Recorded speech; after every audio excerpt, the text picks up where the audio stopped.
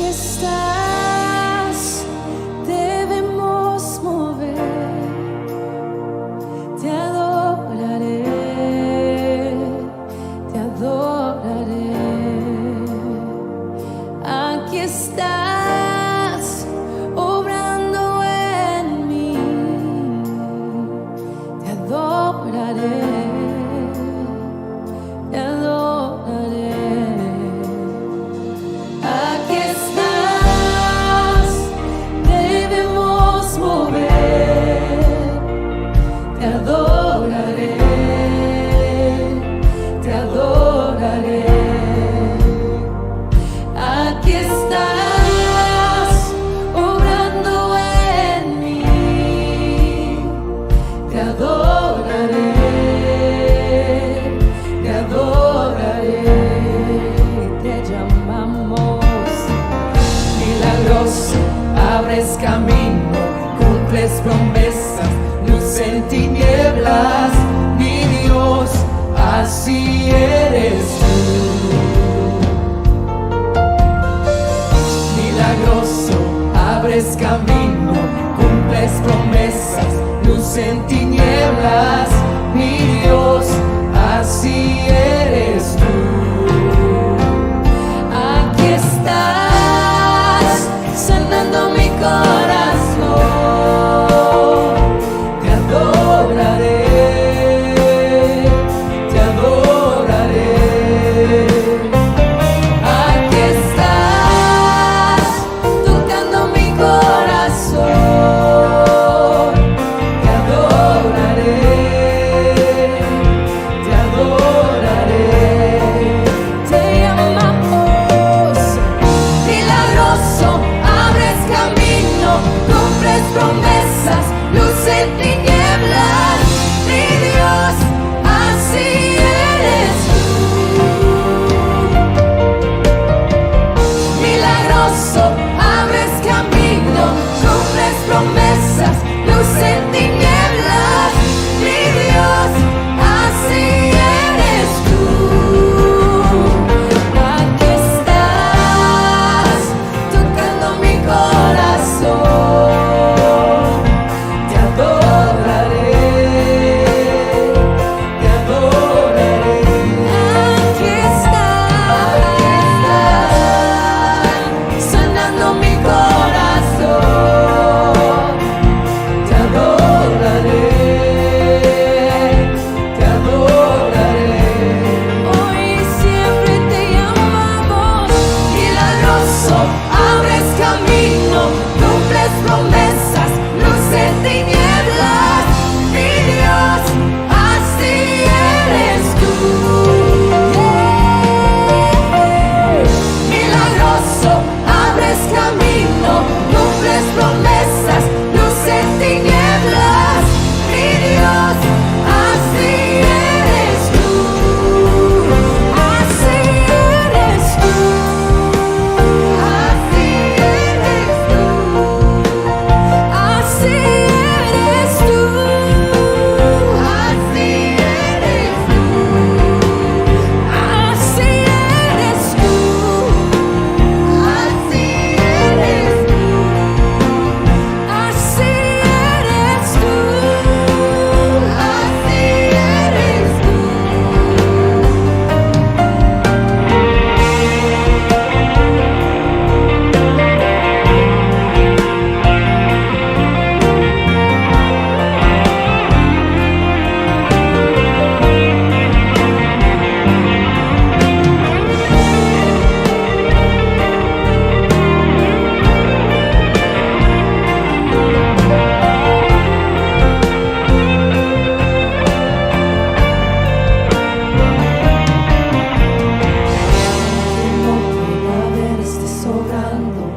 Aunque no pueda ver, estés sobrando.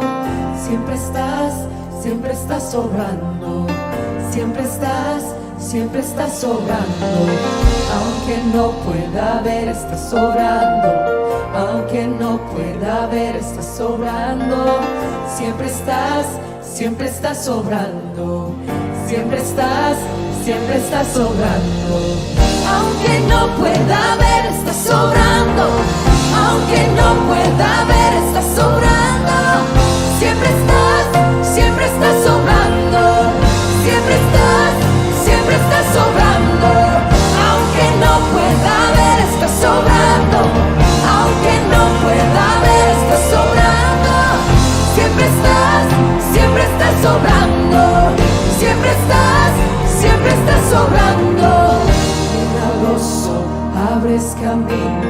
cumples promesas, luz en tinieblas, mi Dios, así eres tú.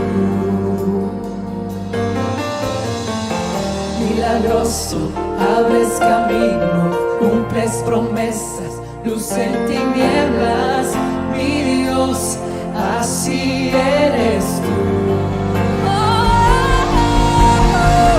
Milagroso, abres camino, cumples promesas, luz en tinieblas, mi Dios, así eres tú. Milagroso, abres camino, cumples promesas, luz en tinieblas, mi Dios, así eres tú. Solo así eres tú. Así eres tú. Así eres tú. Así eres tú. Así eres tú. Así eres tú. Así eres tú. Así eres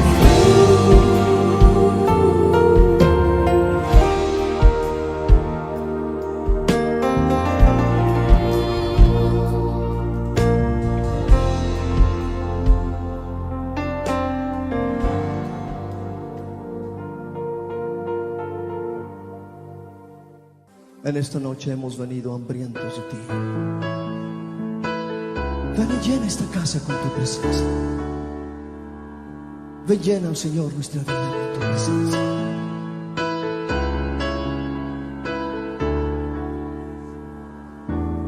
Al mirar tu santidad, somos transformados a tu imagen. Al mirar tu majestad, de gloria en gloria cámbianos, Señor. Ven y llena esta casa con tu gloria. Ven y llena esta casa con tu gloria. La gloria postrera será mayor que la primera. Aumenta en mí tu gloria, oh Jesús. Ven y llena esta casa con tu gloria. Ven y llena esta casa con tu gloria. La gloria postrera será mayor que la primera. Aumenta en mí tu gloria, oh Jesús. Ven y llena, Dios, ven y llena esta casa.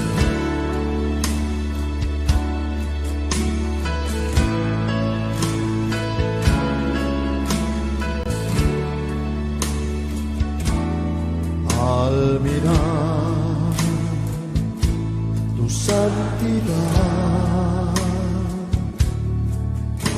somos transformados a tu imagen. Al mirar tu majestad, de gloria en gloria cámbianos, Señor. Ven y llena esta casa con tu gloria. Ven y llena esta casa con tu gloria. La gloria postrera será mayor que la primera. Aumenta en mí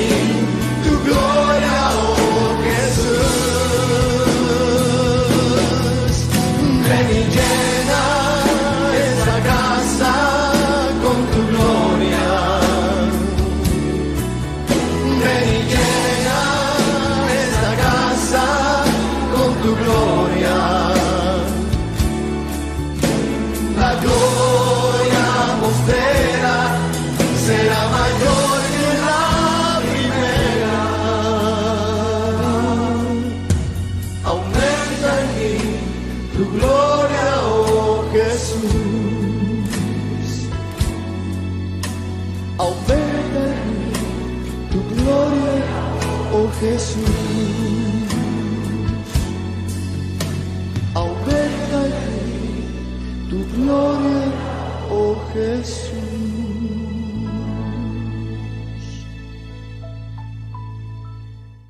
Buenos días, hermanos.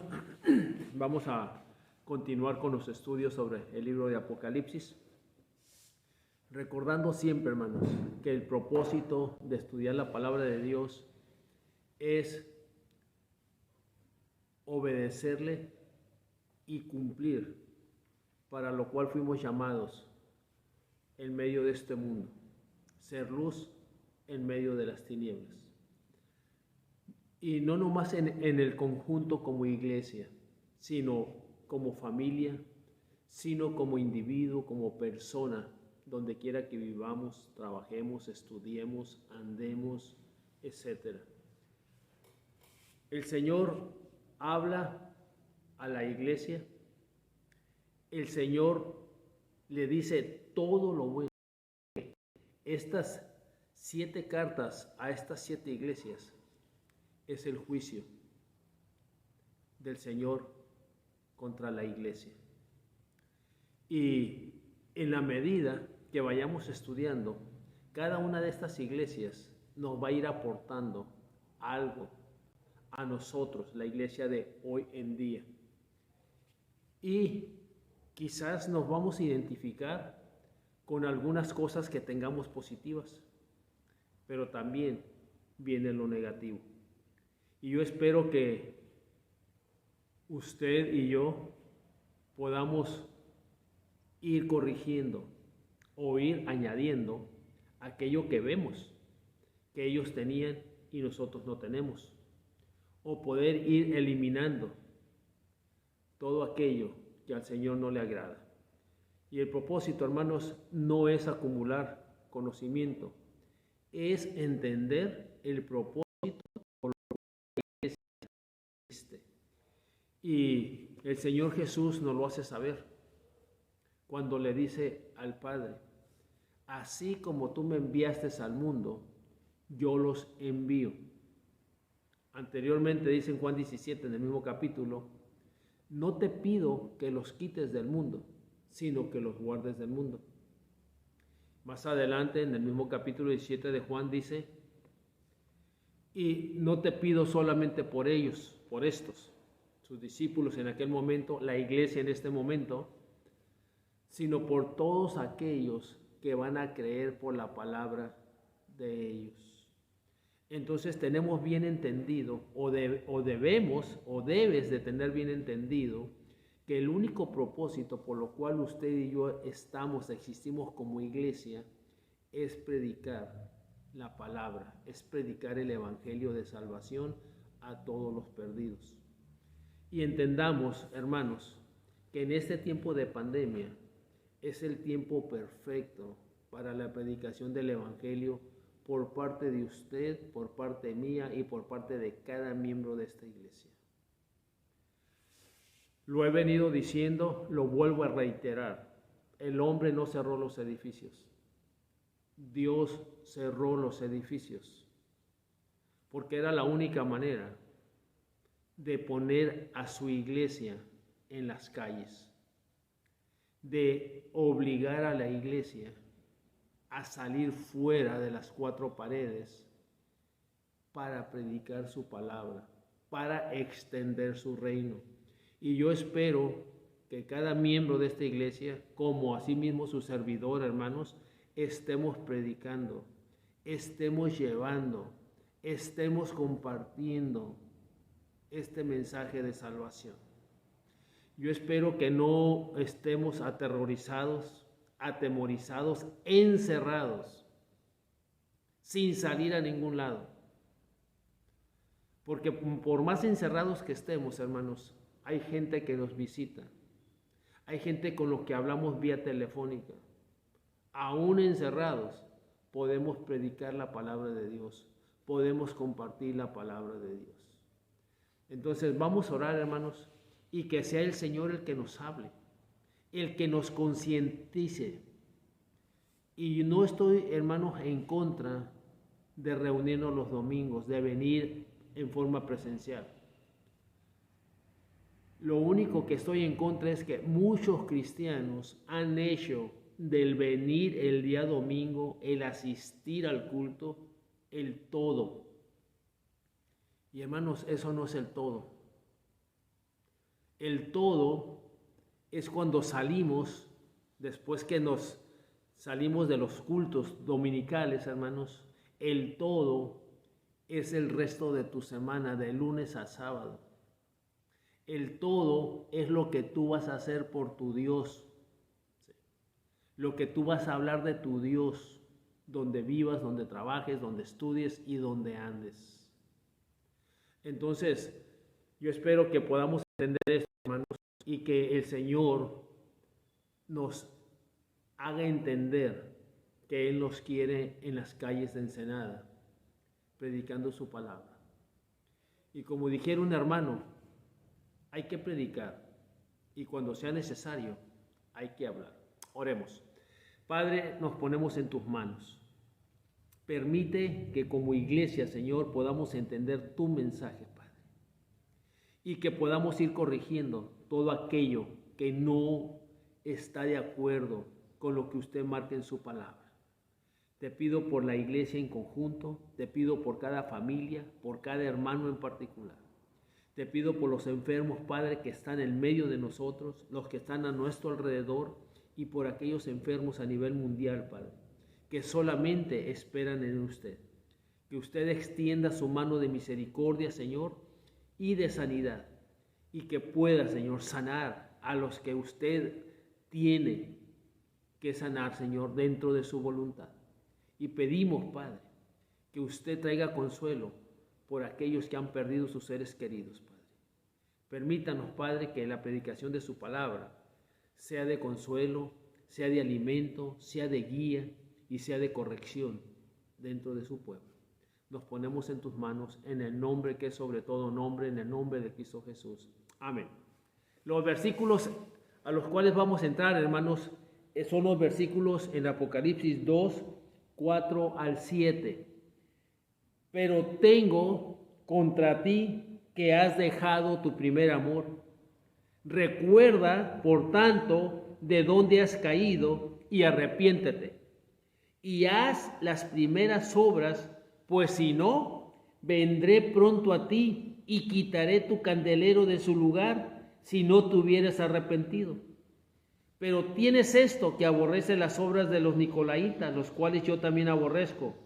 El que tiene oído, oiga lo que el Espíritu dice a las iglesias. Al que venciere le daré de comer del árbol de la vida, el cual está en medio del paraíso de Dios. Venimos viendo, hermanos, que el Señor trató con la iglesia de Éfeso y primeramente, hermanos, señala todo lo positivo, todo lo que esta iglesia había hecho.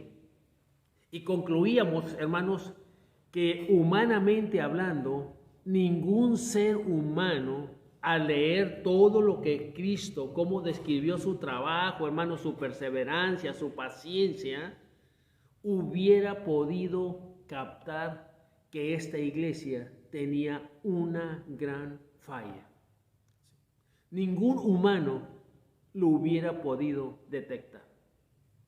Como hoy en día, hermanos, hay iglesias que parecen florescentes, hermanos, que tienen éxito, lo que usted quiera, hermanos. Pero recuerde, el Señor mira todo aquello que hacemos como iglesia. Y Él no solamente mira lo externo, pues en esta parte, hermanos, que el título es La caída de la iglesia. Sí, la caída de la iglesia. La iglesia seguía trabajando, seguía haciendo todo lo que el Señor enumeró, hermanos. Pero esta iglesia había caído.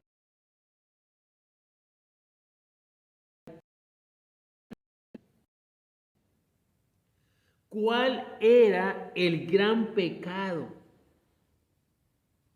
de esa iglesia? Por lo cual Dios demanda un arrepentimiento.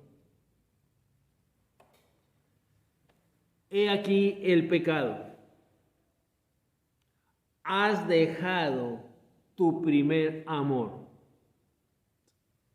Esta iglesia empezó,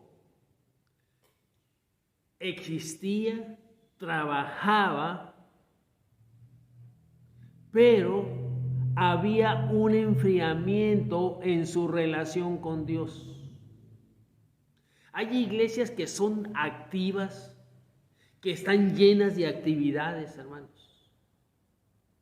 Pero lo que los mueve o lo que las mueve ya no es el amor a Dios.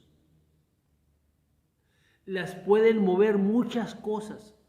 Y esas cosas que nos mueve a las iglesias cristianas, hermanos, puede ser todo menos el amor a Dios. Y este era el caso de la iglesia de Éfeso.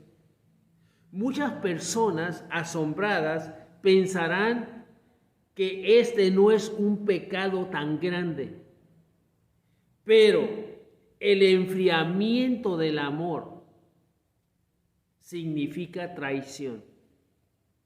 Cuando el amor va desapareciendo, todas las buenas obras, tales como el trabajo, la paciencia y la lucha contra el mal, podrían por algún tiempo irse llevando a cabo, aún por inercia o bien por costumbre o hábito. Pero paulatinamente, todas ellas van desapareciendo por carecer de su poderoso móvil, el amor. Y en cualquier relación, hermanos, humana, en cualquier relación social, si el amor desaparece entre las personas, paulatinamente se acaba una relación de amistad, una relación laboral. Porque aún, hermanos, debemos amar el trabajo que hacemos. Y dice la palabra de Dios que todo lo que hagamos, sea de palabra o de hecho, lo hagamos como para el Señor. Y si Dios es amor, hermanos, entonces significa que todo lo que usted y yo hagamos, aún estudiar, hermanos, una carrera, debo de hacerlo de la mejor manera por amor a Dios. Porque aún estudiando puedo dar testimonio, puedo predicar del Dios que me llamó, el Dios en el cual yo creo. ¿Y cuántas veces, hermanos, en la iglesia hemos visto palpablemente en nuestras relaciones unos con otros que el amor ha desaparecido? Y aquí es donde quiero que, hermanos, aquí es donde debemos o Dios nos llama a nuestra atención. Si el amor ha desaparecido entre nosotros, hermanos, si el amor de Dios, hermanos, no se manifiesta entre nosotros, entonces lo que Dios le está diciendo a la iglesia es para nosotros. La manera en que Dios va a tratar con la iglesia de Éfeso a veces nos puede ayudar a nosotros y el Señor nos va a dar un consejo. Se puede distinguir claramente la verdad de la mentira. ¿Puede uno consagrarse al bien y practicar la justicia, distinguir claramente y con rapidez a los falsos apóstoles y evitar la comunión con los impíos y aún así carecer de este tiempo del primer amor que se manifestaba poderosamente en los corazones de los recién convertidos? Bien dijo B. Marcin Kauskowski, El verdadero cristianismo no consiste en recordar el amor pasado, sino mantener el mismo ardiente amor a Cristo, esa actitud reverente hacia Él. El pan puesto sobre la mesa de oro en el templo debía ser fresco, no pasado. Así debe ser el amor cristiano, y siempre nuevo, porque el amor es el alma del cristianismo. Cuando el cristianismo carece de amor hacia Cristo, se torna sin alma. En otras palabras, está muerto. Reflexionemos sobre este pensamiento, hermanos, de este varón. ¿Nos amamos como Cristo nos amó?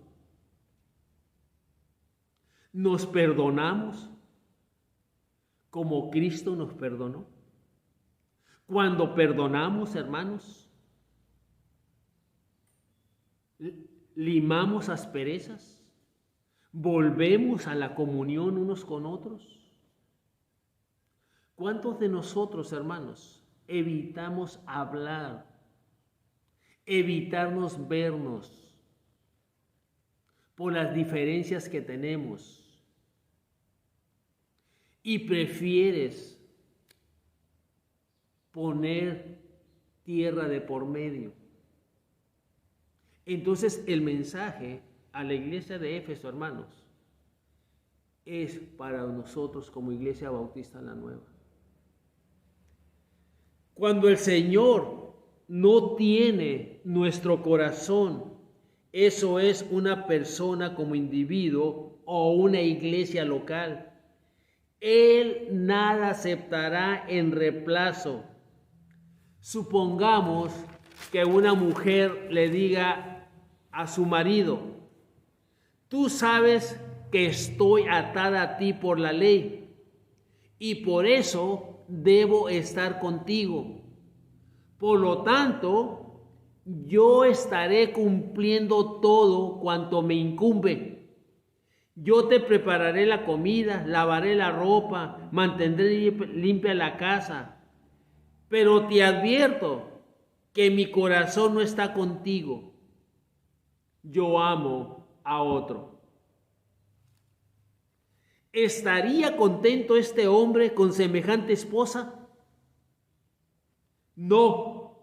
Cualquier hombre, al descubrir que el corazón de su esposa pertenece a otro, la abandonará.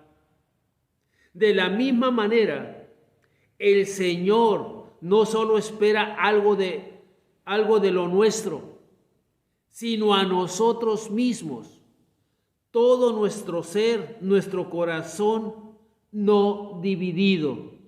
Veamos lo que dice en 2 de Corintios 8:5. 2 de Corintios 8:5.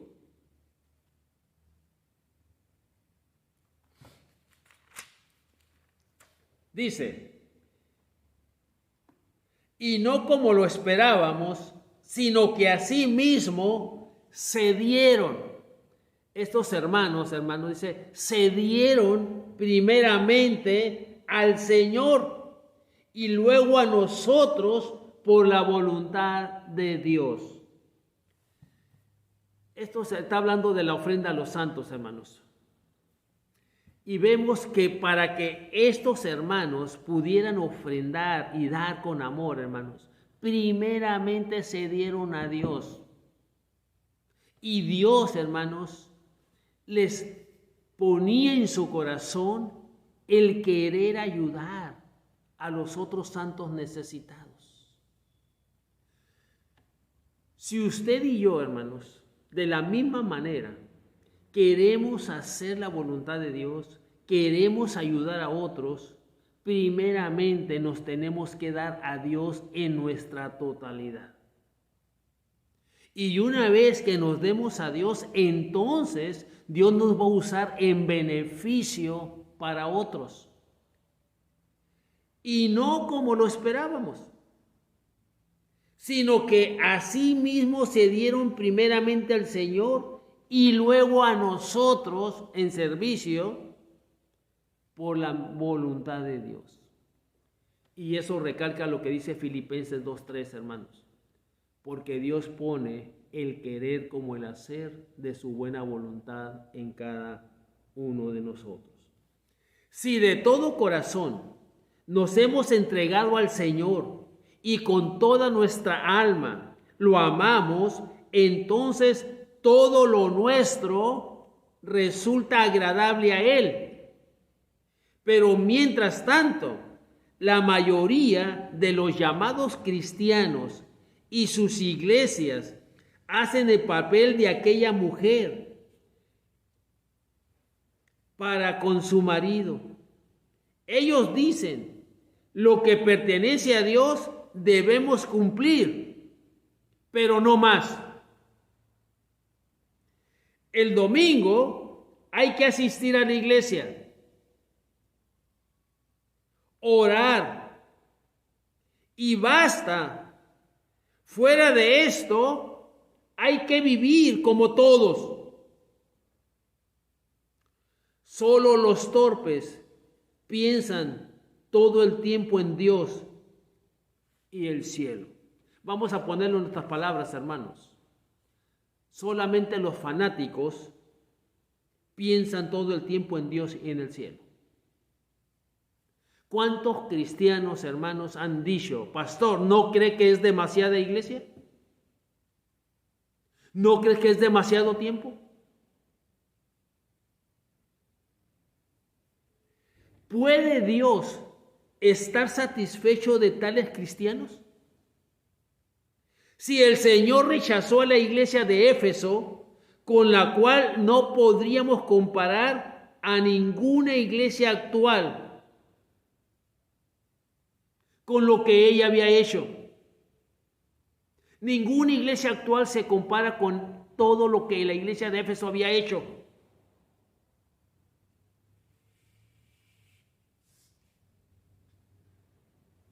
Pero ella tenía, tengo contra ti que has dejado tu primer amor. ¿Desearíamos tener algo en común con los mencionados incrédulos? Apenas los efesios abandonaron el primer amor, escuche, aparecieron entre ellos los falsos apóstoles. Estos son aquellos lobos advertidos por Pablo en Hechos 20, 17, 29 y 30. Vamos a leer, hermanos, este pasaje. Hechos 20, 17 y 29 y 30. Dice, enviando pues desde Mileto a Éfeso, hizo llamar a los ancianos de la iglesia. Versículo 17. 29 y 30. Porque yo sé que después de mi partida entrarán en medio de vosotros lobos rapaces que no perdonarán el rebaño. Y de vosotros mismos, de la misma iglesia, se levantarán hombres que hablen cosas perversas para arrastrar tras sí a los discípulos. Cuando una iglesia abandona su primer amor, que es Cristo, entonces, hermanos, comienzan a aparecer los falsos apóstoles, los falsos discípulos, los falsos pastores, los falsos líderes. Cuando una iglesia abandona su primer amor. Es cierto que el mal siempre aparecía en la iglesia, porque donde el Señor siembra la buena semilla, Satanás trata de sembrar la cizaña. Aún entre los mismos apóstoles estaba Judas, y entre los cristianos primitivos estaba Diótrefes. Leamos en Tercera de Juan 9 y 10. Tercera de Juan 9 y 10. Dice, hermanos, yo he escrito a las iglesias, pero Diótrefes, el cual le gusta tener el primer lugar entre ellos, no nos recibe. Por esta causa, si yo fuere, recordaré las obras que hace parloteando con palabras malignas contra nosotros. Y no contento con estas cosas, no recibe a los hermanos, y a los que quieren recibirlos se los prohíbe y los expulsa de la iglesia. Todo esto comienza a pasar cuando una iglesia abandona su primer amor. A través de la historia de la iglesia de Cristo, al lado de él, trató siempre de hallar un lugar el anticristo. Así, por ejemplo, en la iglesia de Éfeso aparecieron los nicolaitas, a los que el Señor aborrecía. Apocalipsis 2:6. Pero tienes esto, que aborrecen las obras de los nicolaitas, los cuales yo también aborrezco. ¿Quiénes son? Hasta el día de hoy resulta difícil identificarlos. Algunos piensan que los nicolaitas vienen del diácono Nicolás mencionado en Hechos 6:5, quien según suponen cayó de la verdad y estableció luego una secta de disolutos. Pero el Nuevo Testamento no habla de la caída de Nicolás ni de haber él organizado dicha secta. Grandes y destacados teólogos piensan que esta palabra proviene de dos palabras griegas. Repito, grandes y destacados teólogos piensan que esta palabra proviene de dos palabras griegas. Tiene el siguiente significado. Nico significa dirigir, guiar, conquistar. Y laos, pueblo, gente. De modo que en el griego, Nicolaos significa ejercer autoridad sobre el pueblo. Eso es lo que significa Nicolaos, ejercer autoridad sobre el pueblo. De ahí que los nicolaitas significa secta de superinteligentes. Secta de superinteligentes, quienes pretendieron que ningún otro, sino únicamente ellos, eran los llamados para ocupar el cargo de dirigir a la iglesia, o sea, ser nicolaíta. Repito todo esto, hermanos, para que les quede claro. La palabra nicolaíta proviene de dos palabras griegas que tiene el siguiente significado. Nico significa dirigir, guiar, conquistar. Y laos, gente, pueblo. De modo que en el griego Nicolaos significa ejercer autoridad sobre el pueblo. De ahí que los nicolaitas significa secta de superinteligentes, quienes pretendieron que ningún otro, sino únicamente ellos, eran los llamados para ocupar el cargo de dirigir a la iglesia, o sea, ser nicolaíta. En el periodo de Éfeso, este movimiento aún no era secta u organización. Era únicamente el esfuerzo de algunos individuos, como por ejemplo Diótrefes, que ya leímos en 3 de Juan 9:10, que pretendía autoridad sobre los hijos de Dios. En ningún momento, hermanos, la Biblia le da autoridad de mandar, ¿sí?, de imponer sobre el pueblo de Dios como si fueran superiores, ¿sí? Como si los miembros de la iglesia fueran inferiores. Veamos lo que dice en Primera de Pedro 5, 2 y 3, contrario, hermanos, cuando el pastor o los líderes tratan de ejercer autoridad o señorío sobre la iglesia de Dios. Dice en Primera de Pedro 5, 2 y 3, apacentad la grey de Dios que está entre vosotros, cuidando de ella, escuche, no por fuerza, sino voluntariamente, no por ganancia deshonesta, sino con ánimo pronto, no como teniendo señorío sobre los que están a vuestro cuidado, sino siendo ejemplo de la grey. Los líderes, los ancianos, obispos, pastores, hermanos, deben ser ejemplo de la grey. En otras palabras, debemos de servir de tal manera que la iglesia siga nuestro ejemplo en el servicio a nuestro Dios. Dios nos ha puesto para ser ejemplo de la iglesia, no para mandar a la iglesia, no como para tener autoridad, sino para servir. Tristemente, con el tiempo, hermanos, muchas iglesias se han impuesto a que se llama un pastor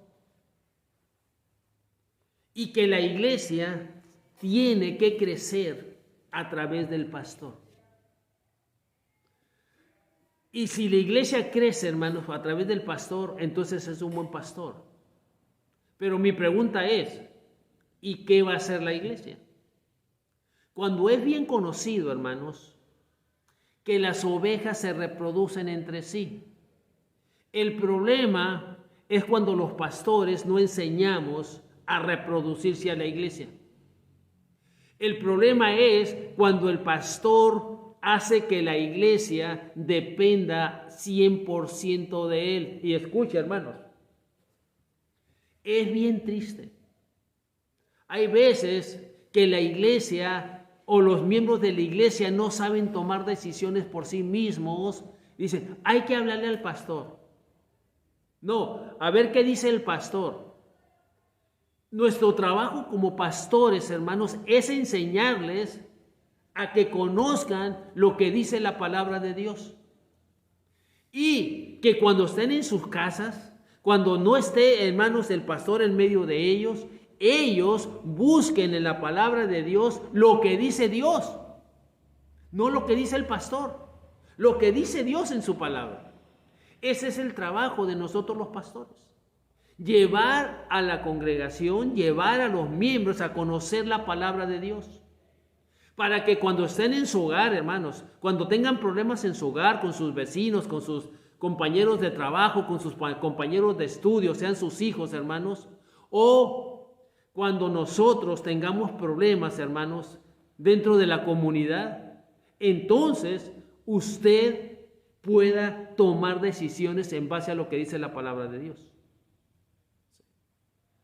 El tener, hermanos, este tipo de liderazgo siempre hace que la iglesia dependa de lo que diga el pastor. ¿Y dónde está la palabra de Dios? ¿Qué estamos haciendo los pastores para que la iglesia conozca la palabra de Dios y puedan tomar decisiones por ellos mismos, hermanos?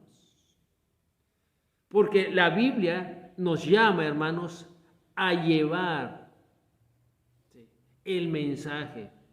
No solamente pido por ellos, decía Jesús, hermanos, en Juan 17, sino por todos aquellos que van a creer por la palabra de ellos. ¿Cuál palabra? La palabra que el Señor Jesús nos dio a nosotros, hermanos. Entonces, la palabra en la que van a creer, hermanos, los nuevos creyentes, no es en la palabra del pastor, no es en tu palabra, es en la palabra de Dios. Y nuestro trabajo, hermanos, es llevar a que la iglesia dependa de lo que dice la palabra de Dios, no de lo que diga el pastor. Entonces, tenemos, hermanos, este tipo de personas que buscan, hermanos, tener autoridad sobre el pueblo, no para servirlo, para dar órdenes. ¿Sí? Pero, hermanos, aquí no habla de dar órdenes. Miren lo que dice, hermanos.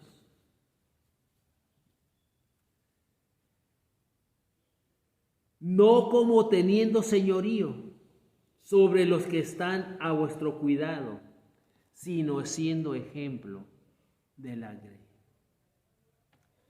Ahora, hermanos, ustedes como padres de familia, ustedes como madres de familia, ¿qué ejemplo le estás dando a tus hijos?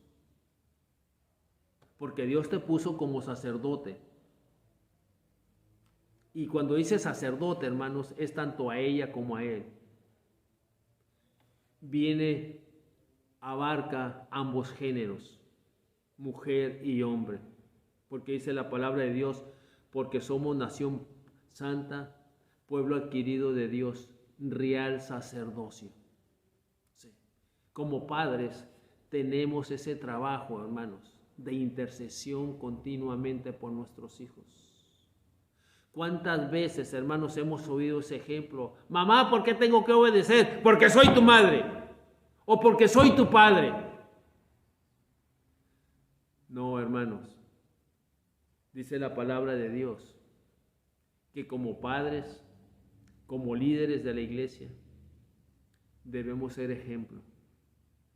A veces usamos la autoridad equivocadamente porque requerimos algo que nosotros no tenemos ni practicamos. Y es ahí, hermanos, la diferencia que podemos ver, hermanos, que muchas veces los líderes, los pastores, ancianos, obispos, como usted quiera llamar, hermanos, han tomado autoridad sobre la iglesia. Pero no somos un ejemplo para la iglesia.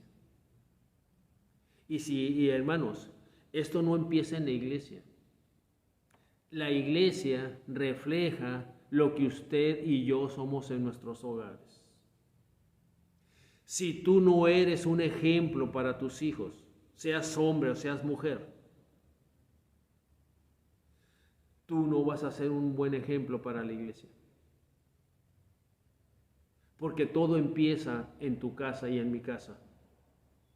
Y de la casa traemos, cuando nos reunimos, la manera en la que vivimos en nuestros hogares.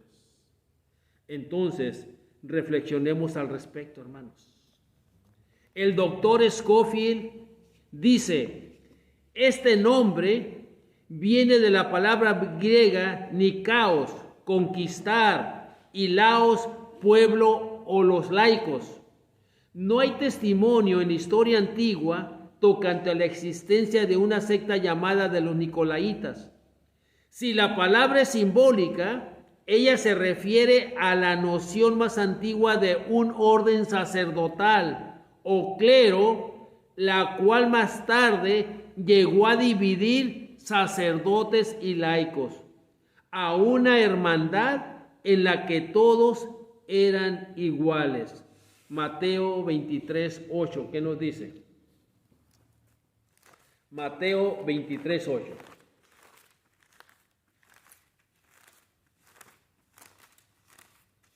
Veamos qué nos dice Mateo 23:8.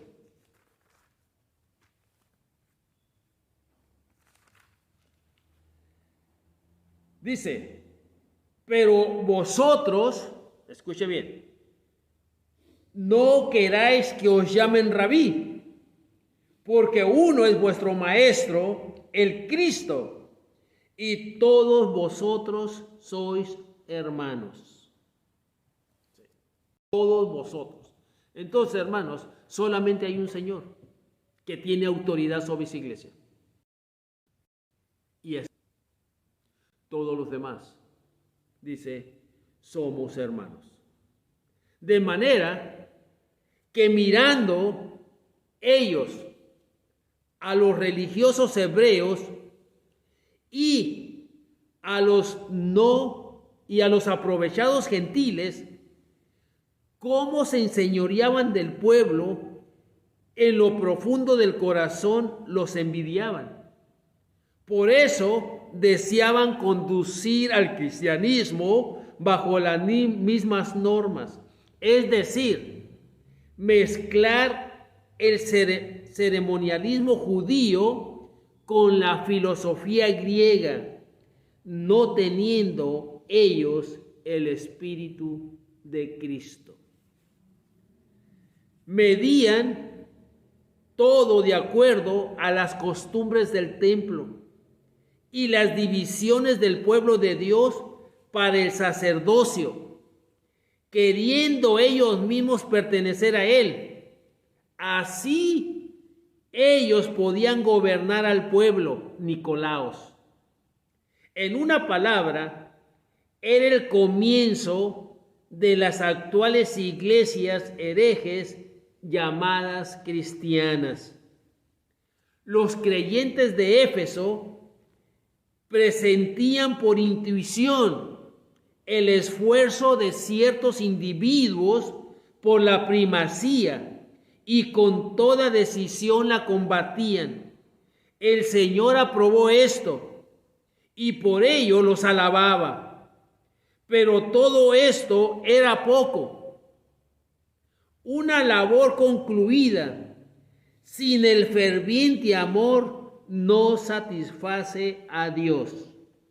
Y tenemos en 1 Corintios 13, hermanos, en los primeros 3 versículos, donde nos habla de hablar en lenguas angélicas, hermanos, de tener toda la ciencia, entender todos los misterios, donde se habla, hermanos, de dar nuestro cuerpo para ser quemado, entregar todo lo que tenemos.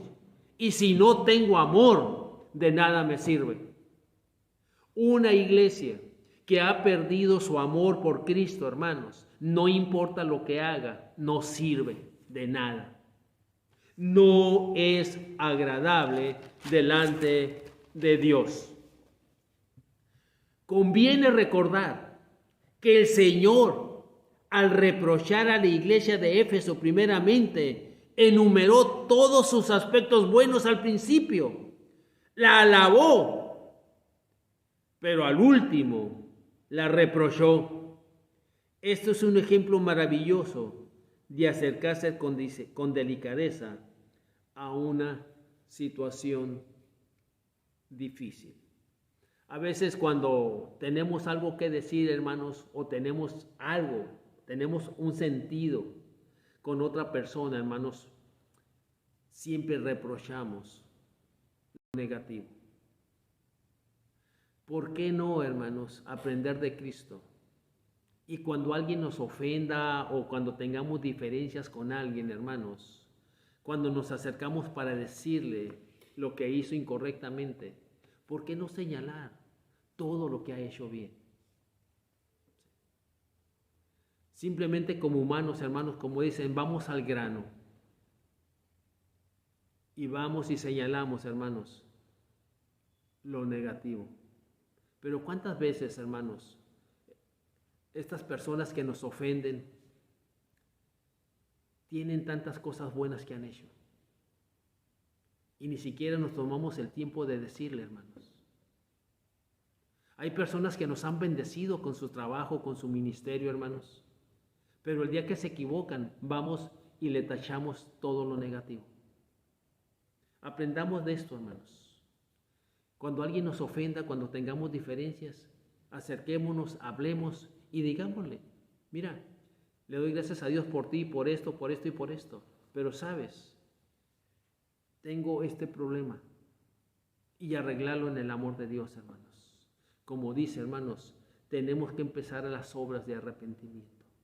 Si no empezamos a hacer las primeras obras de arrepentimiento, hermanos, dice el Señor, yo quitaré tu candelero de tu lugar. En otras palabras, hermanos, vamos a dejar de brillar.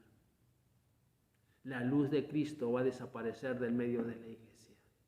Porque Él se va a encargar, hermanos, si no empezamos a hacer las primeras obras de arrepentimiento. Y aquí, hermanos, es algo personal. Tú conoces lo que dices, lo que haces o lo que no haces. Pero es tiempo, hermanos, de ponernos a cuentas con Dios. Él nos conoce. No te confíes en que nadie te mira. No te confíes en que nadie sabe. Recuerda lo que dice, pero yo conozco tus obras. Y mire lo que dice, hermanos, al último. Dice en el 7, hermanos, el que tiene oídos, oiga lo que el Espíritu dice a las iglesias. Yo espero, hermanos, que tú puedas escuchar la voz de Dios.